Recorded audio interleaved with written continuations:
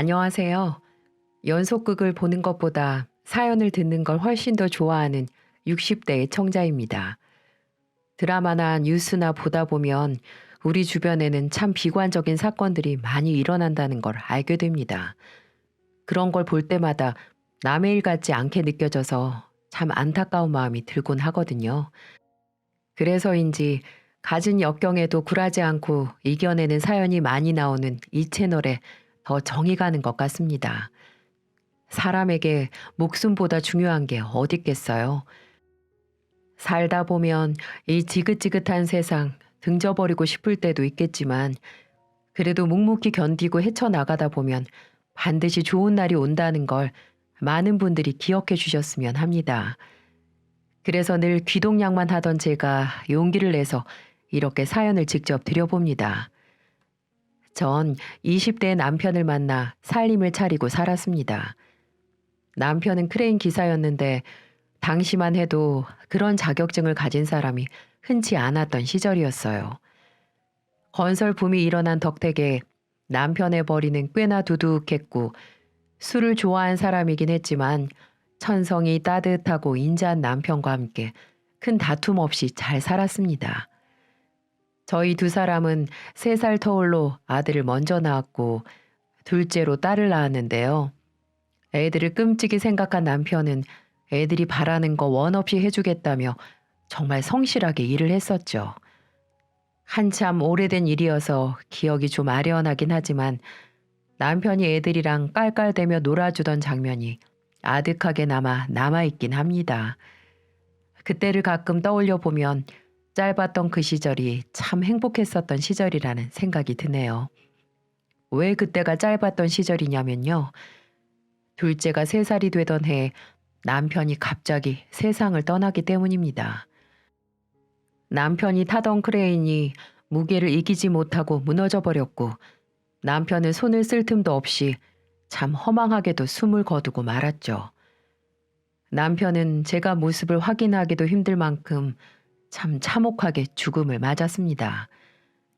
당시 남편이 일을 하던 건설회사에서는 피해 보상금조로 장례비와 일부 보상금을 내놨는데요. 그 당시 전 그마저도 감사한 마음이 들었을 정도로 무지한 사람이었죠.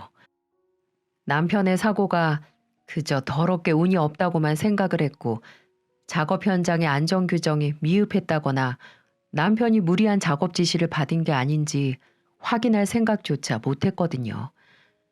그저 이제 남편 없이 어떻게 애들을 키우며 살아야 하나 그런 걱정에만 사로잡혀 있었죠.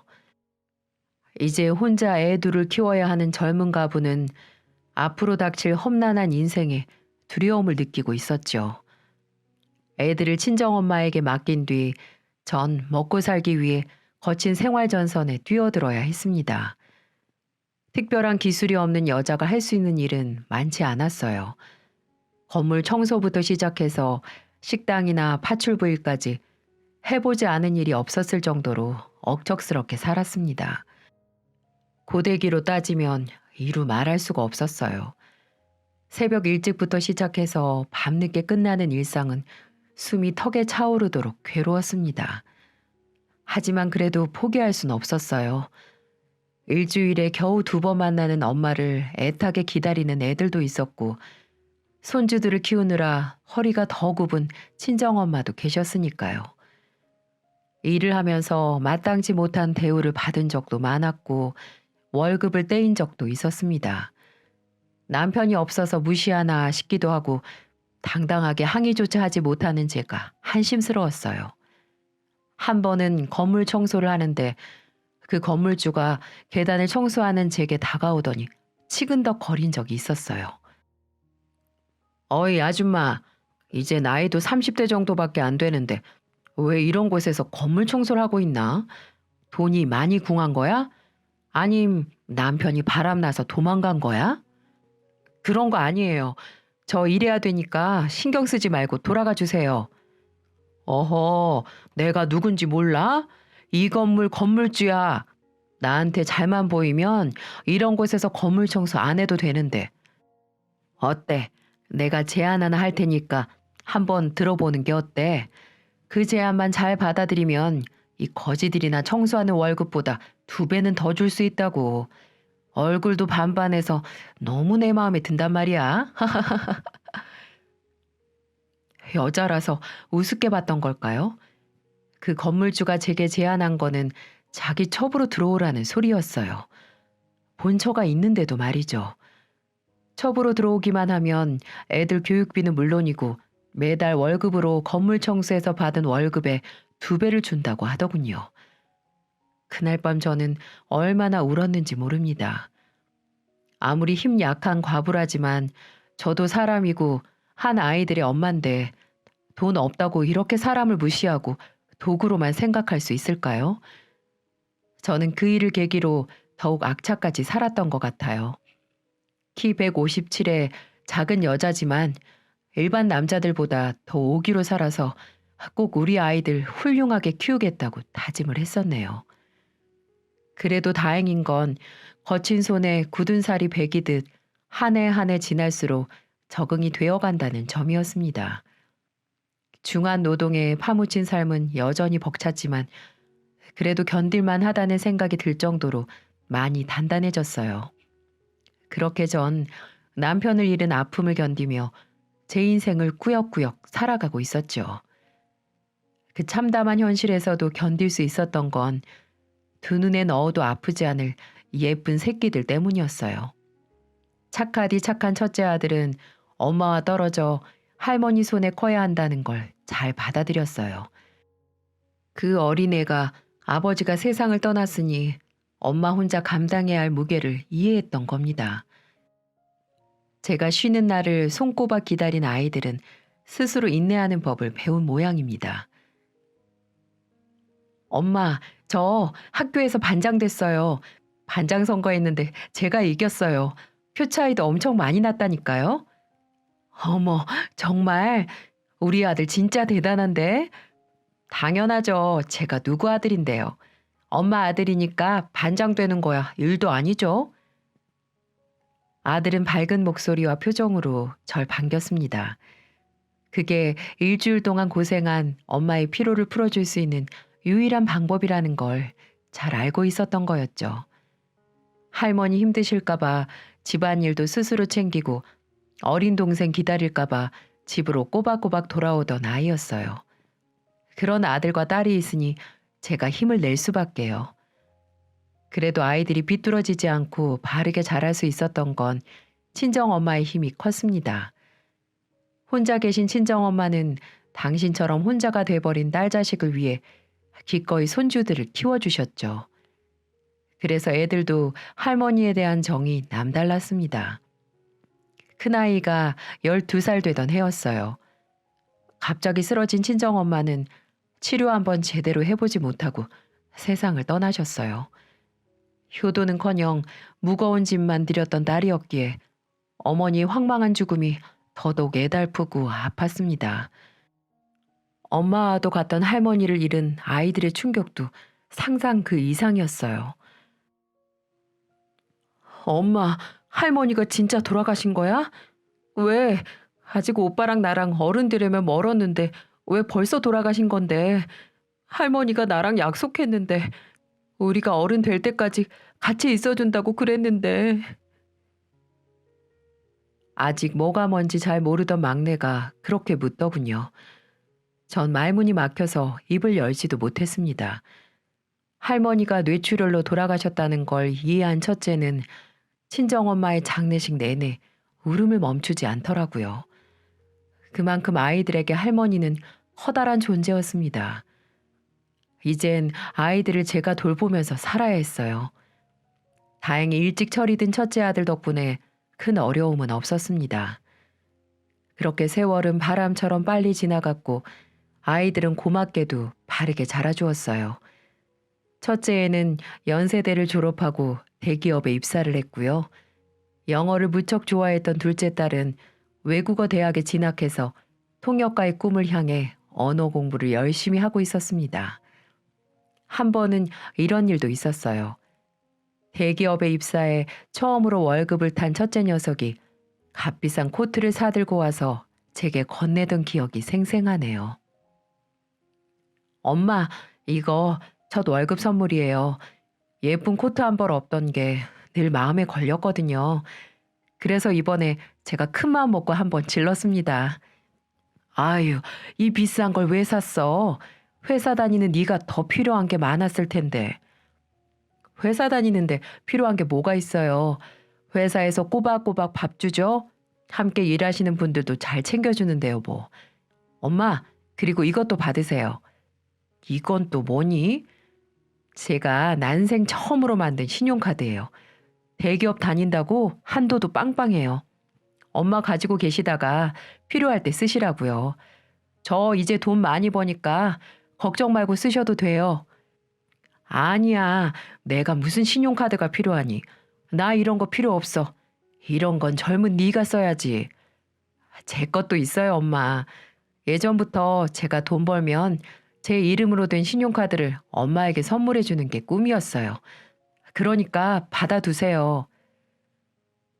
아들은 억지로 제게 봉투를 안깁니다. 아들이 건넨 봉투에는 편지 한 통과 신용카드 한 장이 들어있었죠. 편지에는 그동안 고생한 엄마에게 주는 아들의 속마음이 오롯이 담겨 있었습니다. 엄마, 어렸을 때 아빠가 돌아가셨을 땐 그게 무슨 의미인 줄 잘 몰랐어요. 어렴풋한 기억을 더듬어 보면 이제 더 이상 아빠 품에 안길 수 없게 된 거구나. 그 정도만 생각했던 것 같아요. 하지만 그건 젊었을 엄마의 인생에 험난하고 힘든 역경이 기다리고 있다는 뜻이었겠죠. 저희를 할머니 집에 맡겨두신 첫날 쉴 새 없이 흘렸던 엄마의 눈물이 기억나요. 이제 그 눈물과 땀을 제가 전부 다 보상해드릴 차례예요, 엄마. 그동안 정말 수고 많으셨습니다. 엄마 덕분에 저와 동생이 이렇게 잘 성장할 수 있었어요. 진심으로 감사드려요. 이제 이 아들이 엄마 행복하게 만들어 드릴 거예요. 그러니까 건강하게 오래 사셔야 돼요. 손으로 꾹꾹 눌러 쓴 아들의 글자에 마음이 먹먹해지더군요. 이런 순간을 맞이하려고 그간 인생이 지독하게도 힘이 들었었나 봅니다. 아들의 선물에 막내딸이 입을 삐죽 내밀며 제 오빠에게 한마디를 하더군요. 오빠, 하나밖에 없는 동생한텐 아무것도 없는 거야? 엄마한테만 첫 월급 선물 주고 나는 없는 거냐고. 아유, 그럴 리가 있나. 자, 네 선물은 여기 있어. 공부하느라고 힘든 동생한테는 현금이 최고 아닌가? 어머, 이게 얼마야? 50만 원? 왜? 너무 적어? 아니, 너무 많지. 와, 정말 고마워, 오빠. 그래, 이제 우리 동생 좋은 남자한테 시집갈 때까지는 이 오빠가 보살필 테니까 다른 걱정 말고 공부나 열심히 해. 알았지? 그 말 진짜야? 그럼 나 평생 시집 안 가고 오빠 보살핌을 받아야겠다. 그게 훨씬 더 편하겠어. 뭐라고? 아들 덕분에 저희 집에 웃음꽃이 활짝 핍니다. 얼마나 대견하고 속 깊은 아들인가요? 이런 자식들이 있다는 게 제가 살아가는 이유겠죠. 하지만 그 행복은 오래가지 못했습니다. 아마 하늘은 제게 이런 행복을 누릴 자격이 없다고 생각하는 모양입니다. 이 박복한 팔자, 지금 다음 문장을 쓰려고 하니 아직도 손이 부들부들 떨려오네요. 아들이 회사에 입사한 지 꼭 2년째 되던 날이었어요. 그날은 태풍이라도 몰려올 것처럼 날씨가 유독 어둡고 바람이 거세더군요. 아들은 고구마 순을 잔뜩 넣은 고등어 조림을 좋아했어요. 비가 오는 날에는 딱 안성맞춤인 메뉴라는 생각이 들어서 고등어를 사와 손질을 하고 있었습니다. 그 순간 전화기 벨이 요란하게 울리는 바람에 손가락을 베고 말았죠. 왠지 모르게 불길한 예감이 머리를 스치더군요. 정확히 뭐라고 설명할 수는 없지만 우리 아들에게 무슨 일이 생겼다는 직감이 들었어요. 떨리는 마음으로 소화기를 들었는데 낯선 남자의 음성은 제 심장이 뜯겨나갈 만한 말을 무덤덤하게 하더군요. 아드님이 사망하셨습니다. 한강에서 익사한 채로 발견됐는데요. 아무래도 한강대교 위에서 투신을 한 것 같습니다. 정말 믿기 힘든 말이었어요. 그렇게 밝고 온화한 아이가 왜 스스로 한강에 몸을 던진다는 말입니까? 머리가 빙글빙글 돌며 다리에 힘이 쭉 빠지더군요. 딸의 부축을 받으며 간신히 병원으로 갔어요.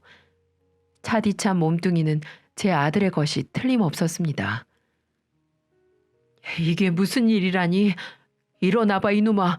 왜 거기 그러고 있어? 어서 일어나봐. 어서 일어나서 집에 가자. 네가 좋아하는 고등어 졸여놨어. 어서 가서 밥 먹어야지. 어?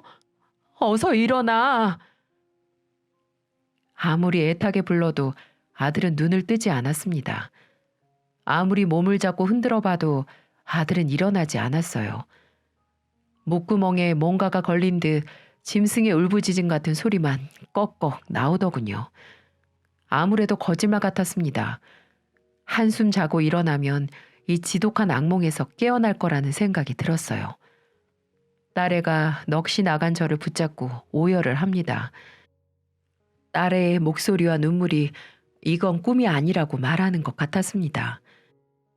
사건을 접수한 경찰이 아들의 유류품을 건네주더군요. 아들이 회사를 다니며 매일 들고 다녔던 서류 가방과 신발이 한강 다리 위에서 발견됐다고 하더군요. 그리고 그 가방 안에는 아들의 마지막 유서가 담겨 있었어요.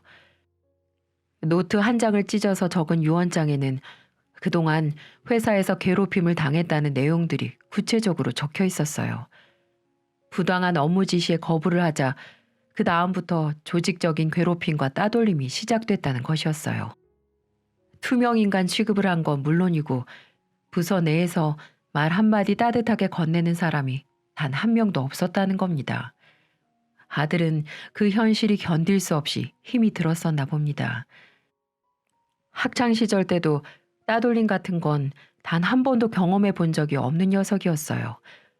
그랬던 그 애가 회사 내에서 집단 따돌림을 당했다니 믿을 수가 없더라고요. 유서의 끄트머리에는 저와 딸애에게 남기는 아들의 마지막 당부가 남겨져 있더군요. 엄마, 정말 너무 죄송합니다. 끝까지 효도를 해드리지 못하고 불효자식이 돼서 미안해요. 하지만 이제 저도 편하게 쉬고 싶어요. 이해해 주실 거죠? 사랑하는 동생과 함께 행복하게 지내길 바랄게요. 엄마, 우리 나중에 꼭 웃으면서 만나요. 그렇게 힘이 들었다면 회사를 그만두지. 숨이 턱에 차도록 힘들었으면 이 엄마에게 한마디라도 해주었으면 얼마나 좋았을까요?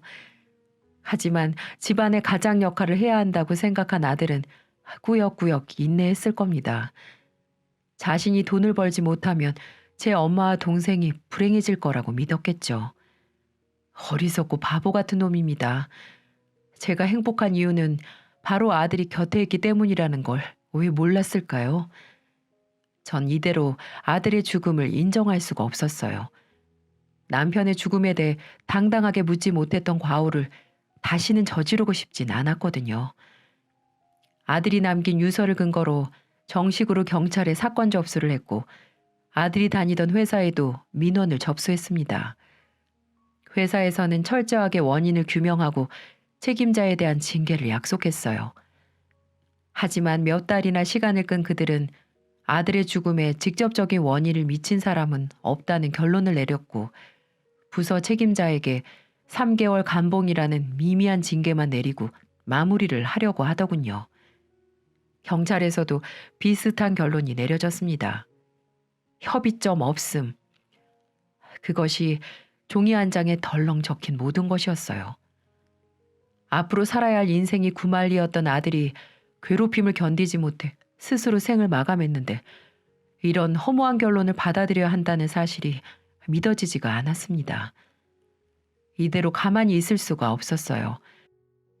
전 언론사, 검찰, 경찰, 청와대 게시판을 가리지 않고 아들의 억울한 죽음을 밝혀달라고 읍소했습니다. 눈이 오나 비가 오나 목에 피켓을 걸고 아들의 회사 정문 앞에 서서 침묵의 시위를 했습니다. 책임자에게 여러 차례 면담을 요청했지만 돌아온 대답은 회사에 적응하지 못해서 벌어진 일이라는 말뿐이었어요. 절대 받아들일 수가 없었습니다. 우리 아들은 늘 사람들에게 친절하고 밝은 아이였어요. 아이가 회사에 적응하지 못한 게 아니라 회사가 아이를 적응하지 못하게 만든 거겠죠. 길거리에서 쓰러져 죽는 한이 있더라도 끝까지 아들의 억울함을 풀어줄 생각이었습니다. 전 모든 일상을 내팽개치고 몇 년 동안이나 아들의 죽음에 매달렸습니다. 그렇지만 나약한 엄마의 힘은 미약하기 그지없었어요. 처음엔 관심을 가졌던 언론에서도 더 이상 제 목소리에 귀를 기울이지 않았고요. 아들과 함께 근무를 했을 수많은 사람들은 절 냉담한 눈빛으로 보며 스쳐 지나가 버렸습니다. 모든 것이 꽁꽁 얼어붙을 것만 같은 추운 날에도 이를 악물고 버텼다가 동상에 걸려 발을 잘라야 할 뻔한 위기에 빠진 적도 있었고요. 뜨거운 해를 견디지 못하고 그 자리에 풀썩 쓰러진 적도 많았죠. 그래도 멈출 수가 없었습니다. 이렇게라도 해야 우리 귀한 아들 한이라도 풀어줄 수 있을 것 같았거든요.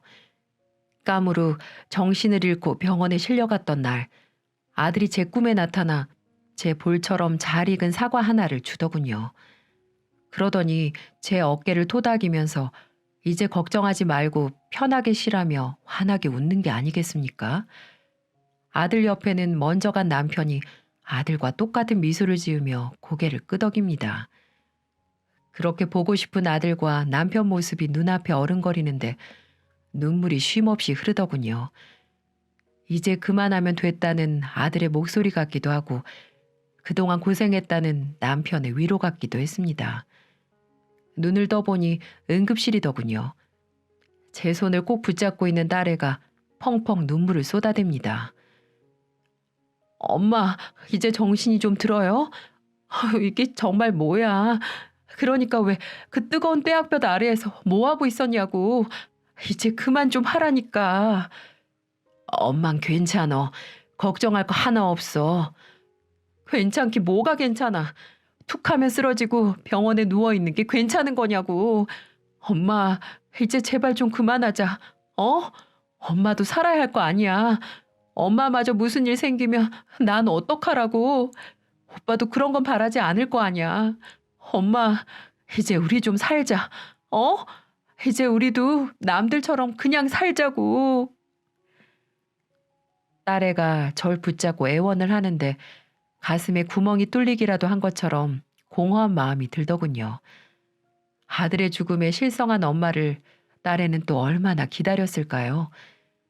어릴 적부터 지금까지 내내 엄마만 기다렸을 딸애를 생각하니까 그 또한 못할 짓이라는 생각이 드는 겁니다. 그래서 결심을 했습니다.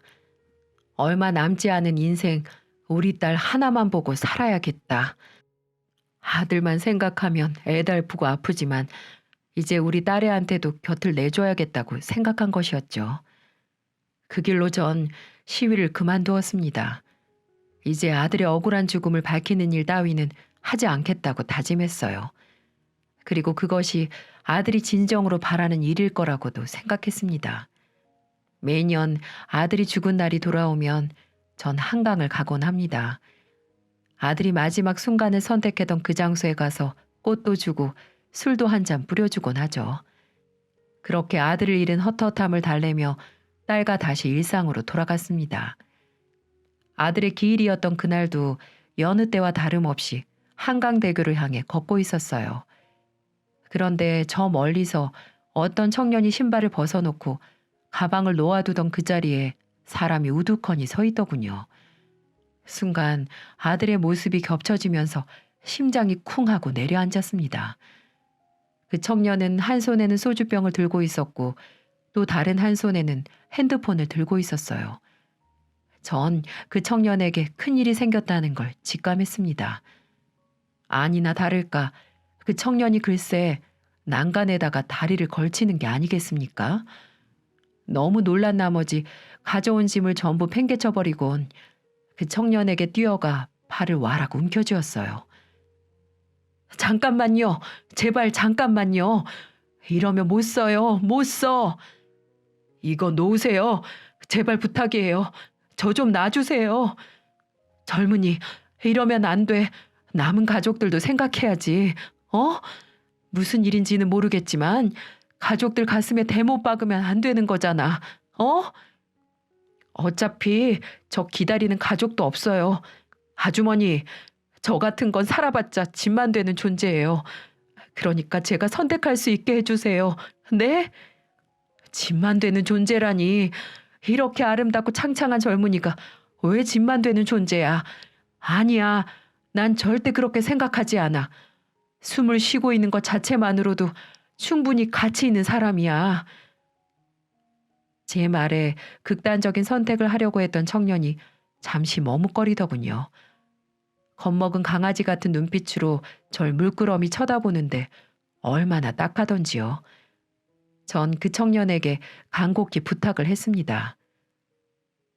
저 꽃 보여? 내가 먼저 간 우리 아들에게 주려고 사온 꽃이야. 그 애도 지금 젊은이처럼 스스로 차가운 물속으로 몸을 던졌어. 나 다시는 그런 일 경험하고 싶지 않아. 그러니까 날 위해서라도 제발 다시 한번 생각해. 어? 청년은 한참이나 고민을 하더니 스스로 난간 아래로 내려왔어요. 저는 가냘픈 청년의 몸을 끌어안으며 고맙다는 말과 함께 연신 등을 쓸어주었어요. 청년은 제 품 안에서 어깨를 들썩이며 울음을 터뜨리더군요. 전 그 청년이 진정되기를 기다렸다가 가까운 식당에 데리고 갔습니다. 분명 여러 끼니를 걸렀을 거예요. 비어있는 위장 속에 따뜻한 음식이 들어가면 청년의 몸에 온기가 돌아올 겁니다. 감사합니다, 아주머니. 아주머니 덕분에 살아있다는 게 어떤 의미인지 조금은 알 것 같아요. 허겁지겁 배를 채운 청년은 제게 조용히 속사정을 얘기하더군요. 얼마 전에 홀어머니가 암으로 돌아가셨어요. 저를 키우느라 고생만 하셨는데 그렇게 허무하게 세상을 떠나실 줄은 몰랐어요. 그런데요, 어머니가 피같이 모아서 제 학비하라고 남겨주신 3천만 원을 제가 어쨌는지 아세요? 멍청하게도 사기당해서 한 푼도 남김없이 모두 날려버렸어요. 저 정말 바보 같죠? 정말 죽고만 싶습니다. 하늘에 계신 엄마 생각하면 가슴이 너무 아파서 살 수가 없어요. 네, 이 청년은 홀어머니를 허망하게 잃고 전 재산을 전화로 금융사기를 당했다는 거였어요. 여러분들도 뉴스에서 많이 들어본 그런 전화 금융사기 말입니다. 사기까지 당한 청년은 벼랑 끝에 서 있는 것처럼 위태로워 보였어요. 전 고개를 가로저었습니다. 학생이 왜 멍청해? 그 돈을 사기친 놈들이 나쁜 놈들이지. 학생은 아무 잘못도 없어. 누구나 그럴 수 있어. 이 아줌마가 보증할게. 학생은 운이 좀 없었을 뿐이지 절대 죽어서는 안 되는 사람이야. 하늘에 계신 어머님도 나랑 똑같이 생각할걸? 내 말 무슨 뜻인지 알겠어? 준석이라는 이름을 가진 청년은 제 말을 깊이 생각하더니 이내 고개를 끄덕거리더군요. 네, 무슨 말씀인지 알겠습니다. 힘이 들더라도 견뎌볼게요. 아주머니가 절 안아주셨을 때 꼭 저희 엄마가 안아주신 것 같은 기분이었어요. 하늘에 계신 엄마가 저한테 절대 그러지 말라고 말씀해 주시는 것 같았어요. 그래서 감사드립니다. 제게 다시 용기를 주셔서 정말 감사드려요. 청년은 제게 깊숙이 허리를 숙이며 감사 인사를 건넸습니다.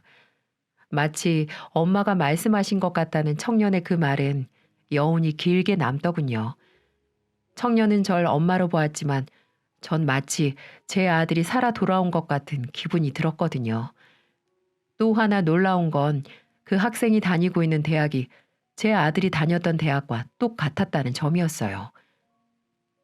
준석 학생, 정말 잘 생각했어. 내가 아무리 생각해봐도 준석 학생 어머니와 내 아들이 우리 둘을 만나게 해준 것 같아. 그러니까 다시는 이런 생각하면 안 돼. 알았지? 내가 준석 학생 힘 닿는 데까지 도울게. 그러니까 우리 한번 살아보자. 어? 청년은 제 앞에 눈물을 글썽거리더군요. 그렇게 헤어진 우리 두 사람은 그 이후로도 자주 연락을 하며 인연을 이어나갔어요.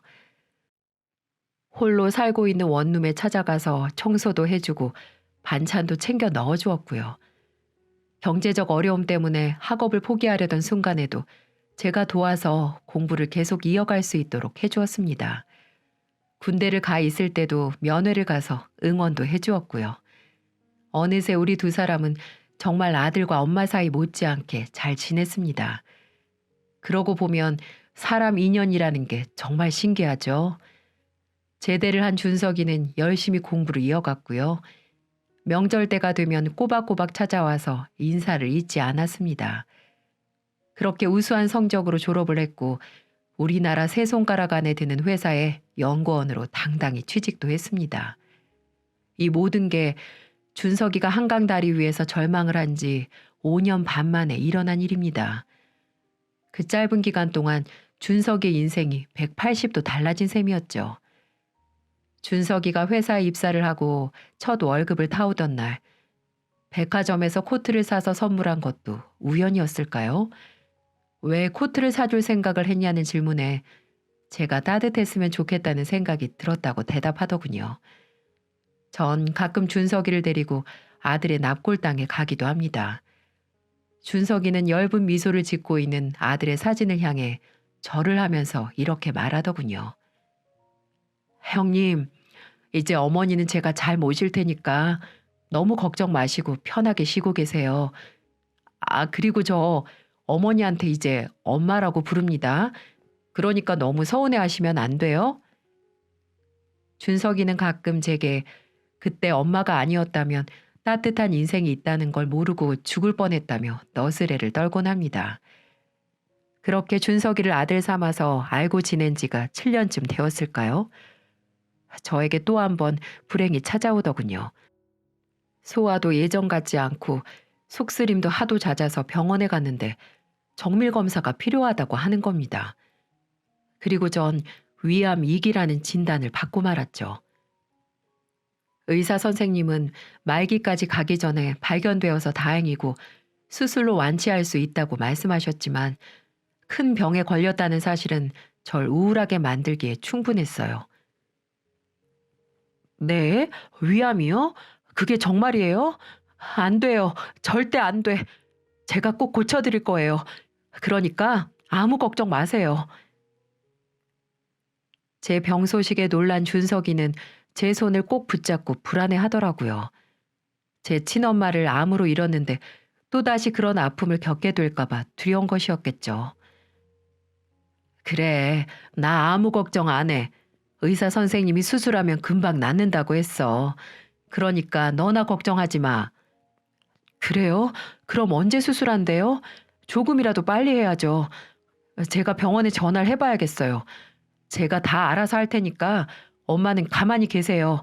네?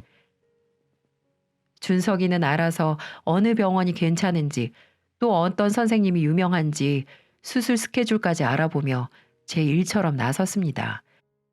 그리고 수술이 결정된 전 병원에 입원을 했고요. 준석이는 자신이 직접 병간호를 해야겠다며 회사 휴가까지 내가며 제 옆에 찰싹 달라붙어 있었습니다. 엄마, 내일 수술인데 혹시 떨려요? 아니, 하나도 안 떨리는데 우리 아들이 이렇게 옆에 있는데 떨리기는 뭐가 떨려. 그렇죠? 긴장하실 거 하나도 없어요. 제가 엄마 수술 끝나고 퇴원할 때까지 항상 곁에 있을 거니까요. 아셨죠? 그래, 준석이가 내 옆에 있으니까 얼마나 든든한지 모르겠다. 얼른 수술하고 집에 가서 맛있는 거나 해 먹자. 네, 그래요, 엄마. 정말 친아들 못지않죠? 비록 제가 배 아파서 낳은 자식은 아니었지만 준석이는 제 아들과 다름없었습니다. 큰 수술을 앞두고도 긴장이 하나도 되질 않는 걸 보니까 제가 준석이한테 의지를 많이 하고 있다는 생각이 들더군요. 수술실로 가는 길에도 종종 걸음으로 쫓아오는 준석이 얼굴을 보고 있자니 먼저 간 아들놈이 떠오르더군요. 저도 모르게 흐르는 눈물을 준석이가 아무 말 없이 닦아주었어요. 긴 잠을 자고 눈을 떴더니 준석이와 딸애가 함께 있는 모습이 보입니다. 수술이 잘 끝났다며 제게 잘 버텨줘서 고맙다는 말까지 하더군요. 수술을 마치고 회복하는 기간에도 준석이는 정말 극진하게 간호를 해주었어요. 그 덕분인지 수술 예후도 무척 좋았고 예정된 날보다 빨리 퇴원을 할 수 있었답니다. 엄마, 제가 뭘 했어요? 다 잘 된다고 했죠? 의사 선생님 말씀 들어보니까 수술이 너무 잘 됐대요. 거봐요. 걱정할 거 하나도 없다고 했잖아요. 그래, 우리 아들 덕분에 내가 이렇게 건강을 되찾았구나. 고맙다, 아들. 아니죠. 제가 더 고맙죠. 이렇게 제 곁에 있어줘서 제가 너무나 고맙죠. 애틋한 우리 두 사람을 가만히 보고 있던 딸아이가 삐죽 입술을 내밉니다. 아유, 정말 못 봐주겠네. 엄마 눈에는 아들만 보이고 딸은 안 보여? 아니, 어떻게 된 게 큰오빠 있을 때도 찬밥, 작은 오빠 생겨도 찬밥. 난 왜 맨날 찬밥이야? 그럴 리가 있나. 우리 딸이 왜 찬밥이야? 나한테는 둘 다 따순 밥이지. 정말이야? 그럼 어디 한번 꼭 안아줘봐. 그래, 그럼 이리 와봐. 갈비뼈가 으스러지도록 내가 안아줄게. 제 인생은 모진 바람만 불고 따사로운 햇살을 결코 비추지 않을 줄만 알았습니다. 하지만 그건 제 잘못된 생각이었더군요. 버티고 참고 인내하다 보니까 절대 오지 않을 것 같던 행복이 제게도 찾아왔습니다. 수술 끝나고 얼마 뒤 준석이가 딸애랑 저랑 밥을 먹자며 좋은 곳으로 데리고 가는 겁니다. 어째 두 사람의 분위기가 좀 이상하다는 생각이 들어서 고개를 갸웃거리고 있었는데요. 글쎄 이것들이 전혀 예상하지 못한 말을 하는 게 아니겠어요?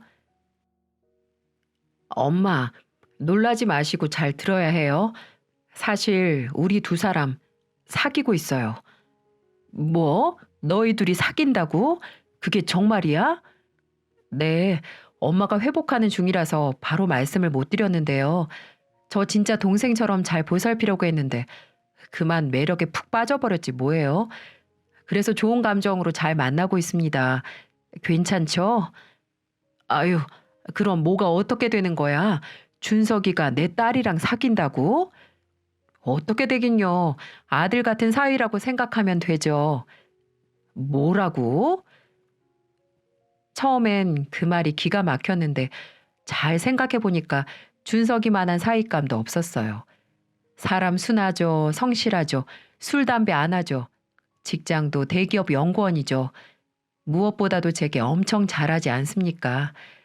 두 사람이 좋아서 결혼을 한다면 제가 반대할 이유가 하나도 없었어요.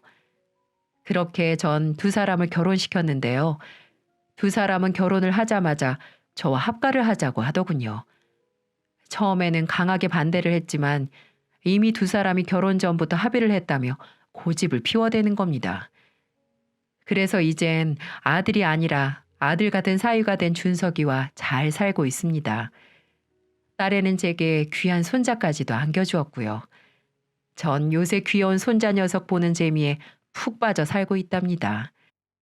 한강 다리 위에서 준석이를 만난 지 거의 10년이 다 되어 가네요. 절망에 허우적대던 두 사람이 이렇게 인연이 되어서 사위로 함께 살 줄 누가 알았겠습니까? 어젯밤에는 오랜만에 딸애와 단둘이 맥주 한 잔씩을 마셨거든요. 그런데 딸애가 새삼 이렇게 말을 하는 겁니다. 엄마, 난 가끔 이런 생각도 든다. 큰오빠 영혼이 준석 오빠한테 깃든 게 아닐까 하는 생각 말이야. 잘 생각해봐. 엄마가 한강다리에서 준석 오빠 만난 것도 그렇고 준석 오빠가 엄마한테 코트를 사준 것도 그렇고 그리고 무엇보다 이름도 참 비슷하잖아.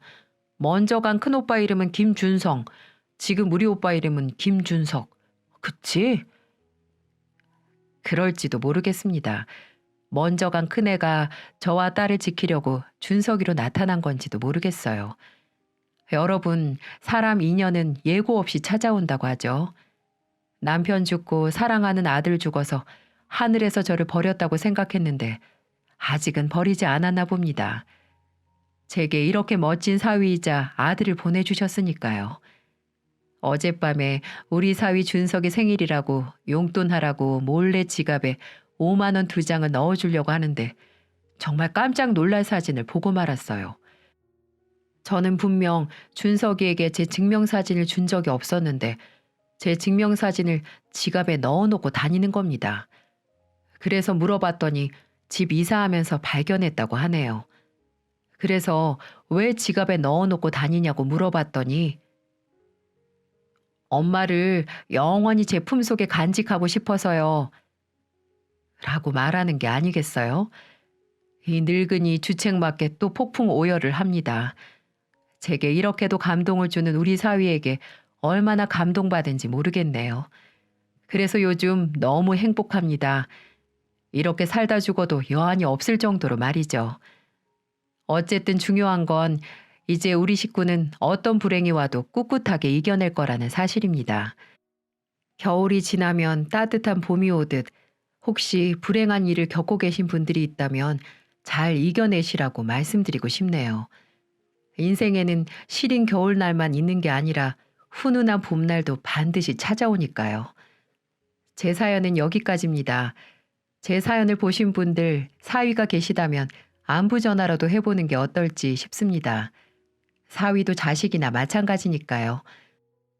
모두들 행복하시고요. 제 긴 사연 지금까지 들어주셔서 정말 고맙습니다.